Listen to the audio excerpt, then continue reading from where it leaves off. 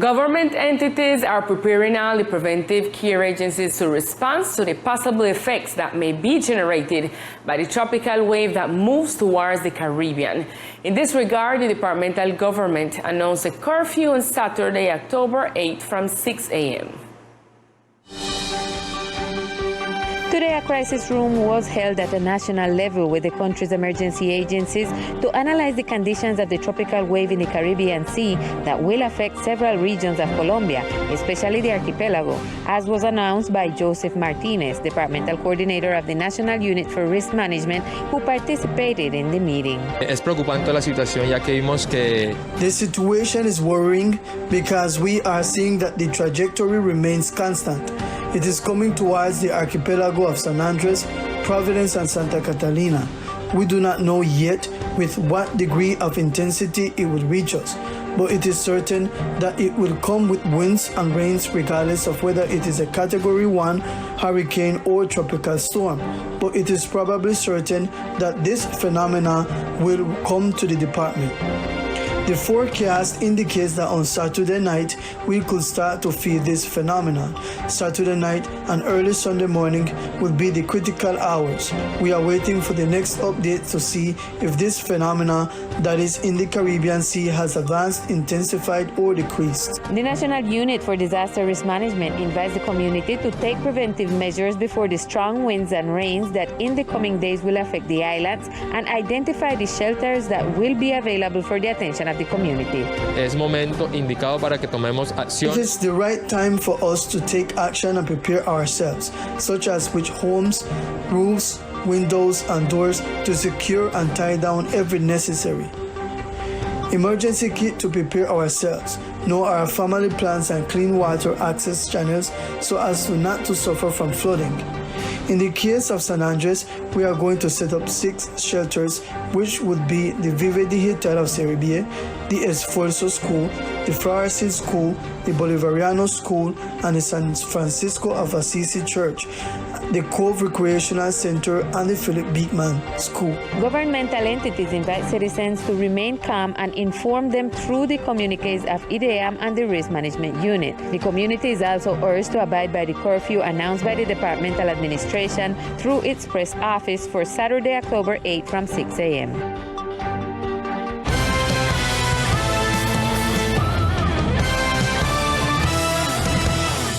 In yesterday's plenary session, the support to the government was requested for a visit to the different shelters throughout the island in view of the approaching storm that could affect the islands.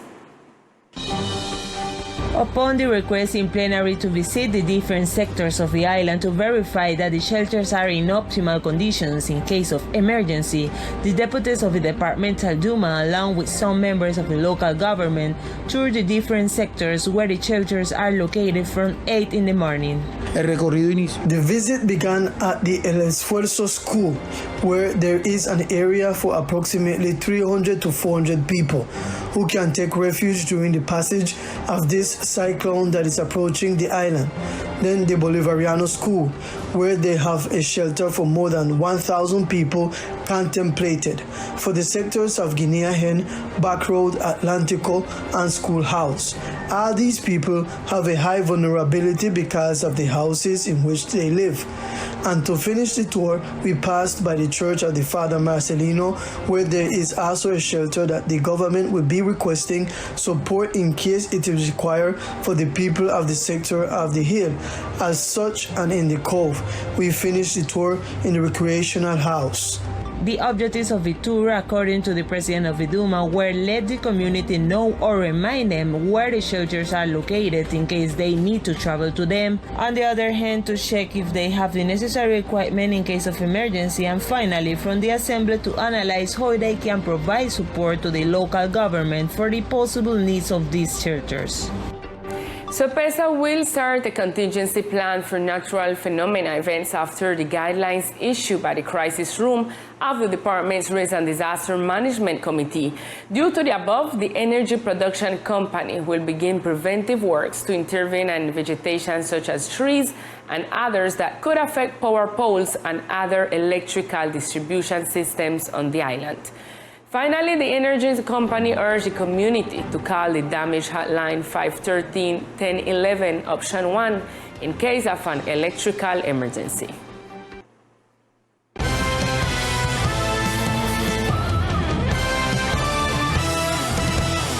And due to the overflow of sewage in the Spratbite pedestrian walkway, the Environmental Corporation Coralina took precautionary measures for beach use where it required the Secretary of Tourism to implement restrictions on recreational use in the areas of influence of rainwater channels. In the last hours, the Corporation for the Sustainable Development of the Archipelago of San Andres, Providence, and Santa Catalina, Coralina, made a statement regarding the last decisions taken in the exercise of its preventive functions and control and surveillance due to the affectations that are presented after the overflow of wastewater. Therefore, Diane Mitchell-Celis, Deputy Director of Environmental Quality and Management, states the following. Basically, the corporation, in the exercise of its control and surveillance functions, since last year has been conducting a monitoring process given the operating deficit of the sanitary sewage system and therefore the rainwater drainage in different sectors of the island, especially in the pedestrian area or on the beaches of Spratbite, where risk increases in periods of rain and tourist season. The official refers that this situation has been generated after the potential growth of the commercial and hotel zone, leaving behind a sanitary sewage infrastructure which is not keeping up. Since one of these is the deficiency that the sewage system or structure is insufficient given the amount of buildings that are operating on the pedestrian pathway. The second is the proliferation of tourist inns, establishments or buildings and hotels that have been built exponentially in the last 10 years in the department, and we continue with the same system. That is to say that there has not been a compact growth. On the other hand, the entity also made a requirement to the Tourism Secretariat to implement restrictions on recreational use in the areas of influence of the rainwater channels in order to determine the environmental impacts, the physiochemical and microbiological characterizations of the seawater, and specific samples of the system are being carried out. Due to the overflow of sewage in the Spratbite pedestrian walkway, the Environmental Corporation Coralina took precautionary measures for beach use where it's required the Secretary of Tourism to implement restrictions on recreational use in the areas of influence of the rainwater channels.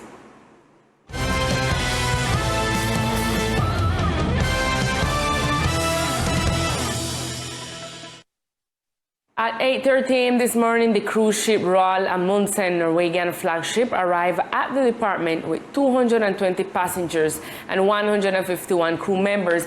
This is the 5th cruise ship arriving on the island in 2022. International visitors will take advantage of their stay to perform activities such as snorkeling, beach tour, visit to the botanical garden, among other attractions. The archipelago of San Andres for several years resumes the tourism of large recreational vessels which did not arrive at the department.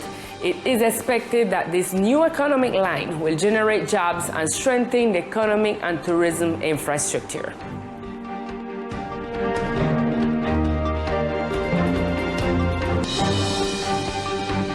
Do not fall. This is the call of a citizen's victim of impersonation to the community of the islands. Through WhatsApp messaging network, criminals defraud people through impersonation scams.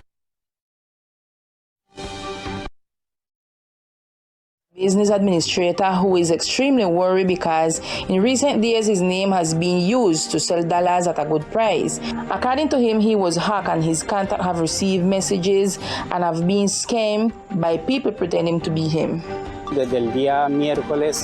Since Wednesday of last week, I have been impersonated through my WhatsApp social network where all my contacts have been stolen, and unscrupulously people who have been in charge of contacting each of my contacts to offer them to buy dollars. I want to announce to the entire community of San Andres and all my contacts in particular not to fall for this scam, since it is the product of identity theft, in which through a casual conversation that starts as a friendly greeting, they request through the provision of a bank account and an ID number to deposit sums of money.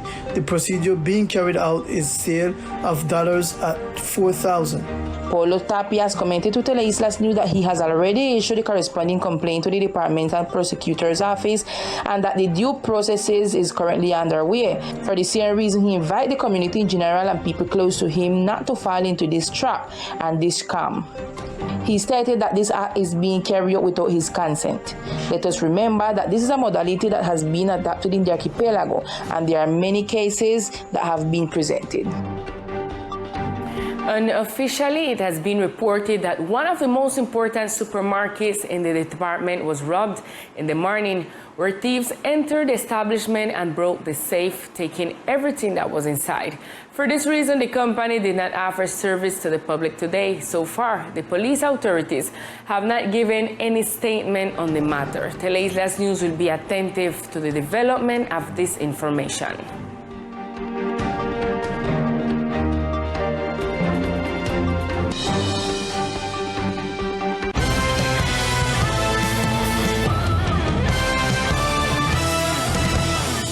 Yesterday afternoon, the departmental government submitted to the Departmental Assembly two bills, 039 and 040, to which the acting governor, Charles Livingston, and the president of the Assembly, Orly Rosso, made statements. The government submitted two projects to the Duma for consideration in the remaining months of the year, the budget for 2023 and the Harmony Hall.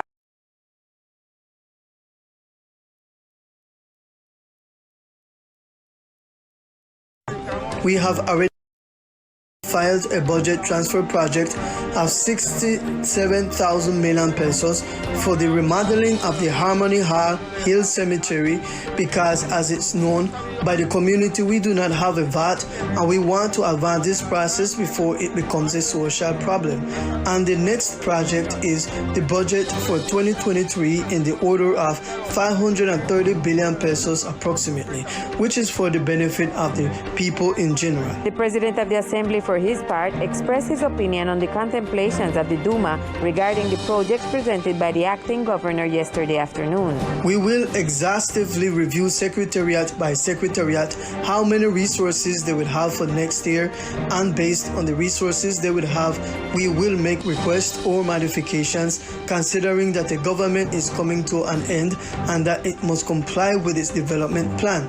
For this draft ordinance, which is the credits, I simply believe that we have to review well because important resources had already been approved to increase the number of VATs in the archipelago.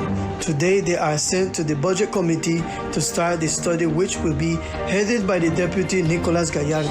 According to the President of the Duma, it is expected to respond to the project submitted before November 5 of the current year after reviewing that the required budgets are in accordance with the needs of each project. Successful was the report of the Assembly of Students that took place this morning.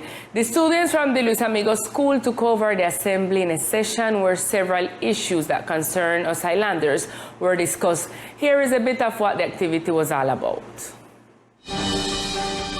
At the main table of the Assembly were present the President, Vice President, Secretary, and 9 other deputies. During 5 hours, each related to the administrative morality in the public services and transfer of contracting, human rights, community action boards, and the right of the racial population and women in the Department of San Andres were discussed with the 3 commissions, the Ethnic Commission, the Government Commission, and the Culture and Development Commission. Soy la presidenta del MADCLA. I am the president of the MADCLA, the model of the Departmental Assembly of Luis Amigos School, and basically the issues that we are looking at are 4 commission, and the commission is called Ethics Commission, and this Ethics Commission is divided into 2 parts. Yo con el cargo de gobernador. With the office of governor, I have felt very well, and I have seen the performance of the other companions. I have seen them well. The speeches are fine. They ask questions. They raise their hands to give their speeches. La participación política de los raizales. The political participation of the Rizal population in its expression as a value, principle, and constitutional right has not been guaranteed, in the same manner as it has happened with respect to other ethnic groups. The students also had the opportunity to represent people and entities that are important for the development of the island region. The Children Assembly was attended by the governor and his cabinet, the head of the press, the director of Coralina, and the director of the Ocre. And now it's time for Sport News with Victor Fusalva.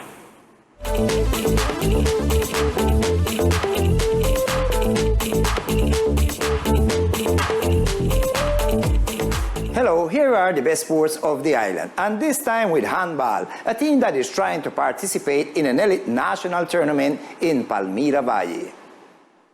Handball has been one of the sports that had put the colors of our insular department on high.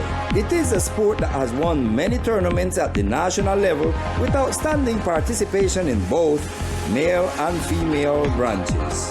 Today, the select team, just one day before the tournament, is looking for the confirmation of their trip to participate in the Elite tournament in the city of Palmira Valle. With more detail, Coach Jonathan Rubio told us. Tomorrow we will have a participation in the city of Palmira for an Elite Cup. It is a semi-professional cup in which we participated in 2 pre-qualifying tournaments, which were held in this same tournament. We'll choose the athletes who will represent the Colombian national team for the first Caribbean Sea and Beach Cup. We have 2 girls who work hard and other players here in San Andres. We have a small inconvenience in which 5 of these athletes have not been able to travel to the city of Palmira, and we have to show up tomorrow before 4 p.m. because the tournament starts at that time. As always, we are going to leave the name of the island on high, and most likely we will bring a new title for the island since we prepare for this to go out and win. So we want to count on your support to achieve this goal. A sport that wants to continue giving results for the insular department, according to Prof. Rubio. And a last goodbye to David Guerrero, Pochongo, who was promoter of street football. Promoter of the popular sport of the street soccer, David Guerrero Pochongo is recognized and remembered because he was one of the promoters of street soccer, promoting soccer in the neighborhoods. He was a referee of Soccer 9 at the Maracanã soccer courts in the Obrero neighborhood. Pochongo, as he was affectionately called by his closest friends, lived in the Barrio Obrero neighborhood where he is well known and loved by the inhabitants of this sector. A true soccer lover who always cared for the children, keeping them busy with the sport of soccer. He promoted street soccer with the children of the different sectors of the archipelago. He even organized games of remembrance with professional soccer players such as Tommy Tobar, Fabian Barbosa, Rieder Chico, and many other soccer players who passed through his hands as children. He was a true motivator of children and sports. Pochongo's last goodbye left a mark on many parents and children of the Obrero neighborhood who will remember him forever. Rest in peace, David Guerrero, Pochongo, and condolences to his family and friends. Pochongo, we will miss you. Street soccer was our beginning. Thank you for teaching us discipline and courage. Thank you, Pochongo, for teaching us street soccer and respect. We will miss you. Thank you, Pochongo, for helping us get started in soccer. We will always remember you. Teleislas Sports bids you a fond farewell, and may God keep you in His holy kingdom. And this will be all in sports for tonight. We will see you on another broadcast. We continue with Lisa. Thank you, Victor. With Sport News, we reach to the end of this broadcast. We see you tomorrow at 1 p.m. with more Teleislas News. Good night.